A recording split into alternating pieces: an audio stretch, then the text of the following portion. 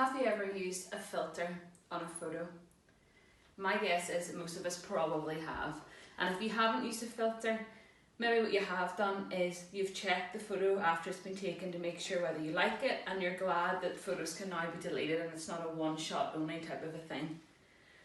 In this lockdown period, it's been quite interesting because there's been so many times that people have had to maybe record videos, or times that you've been on a Zoom call, and those things in themselves, they just highlight kind of some of the imperfections maybe that we have in our lives.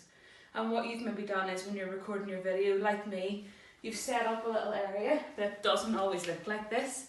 You've rearranged the furniture so that it looks like you have a lovely little setup. No, I don't always have a fresh bouquet of flowers. I don't always have a little perfect stack of books and a candle on top of it. But this is what we do to try and make our lives look as if they're somewhat more perfect than they are. Or I've even heard about Zoom calls where people have been wearing something professional on top, and on the bottom they're still wearing their pyjama bottoms and slippers. Maybe you've done that, maybe that's you, or maybe you have stuck to it and actually got dressed up for the occasion. But this time over lockdown, people have maybe relaxed a little bit and realised, I don't need to be perfect all of the time. I don't have to have my hair straightened all the time. Maybe some of you ladies haven't worn makeup in the last 10 weeks and it's been actually really nice for you. But the problem is that we live in a world that makes us feel like that we have to be perfect. We live in a world where we see celebrities all the time posting pictures where they have perfected them. They've perfected their bodies, they've perfected the angle that they're standing at, they've perfected the filter that they have and the light that's coming through the window, or they've set up artificial light, and it makes us feel like we have to do that too. It makes us feel like we have to have the perfect family, we have to have the perfect job, the perfect amount of money, and that everything has to be perfect. If I was to spin this camera and show you the rest of my room, I've moved things out of the way. There's still things sitting around because all I needed to do was show you this part for the video. We think that if people saw everything about us, that they wouldn't like it, they wouldn't want to be our friend, and that they wouldn't accept us for who we are. But thankfully, that's not the same when it comes to God. That's not the same when it comes to what God says in His Word about who we have to be. And Malcolm focused on a few points tonight. He said, I'm still a work in progress, and that is okay.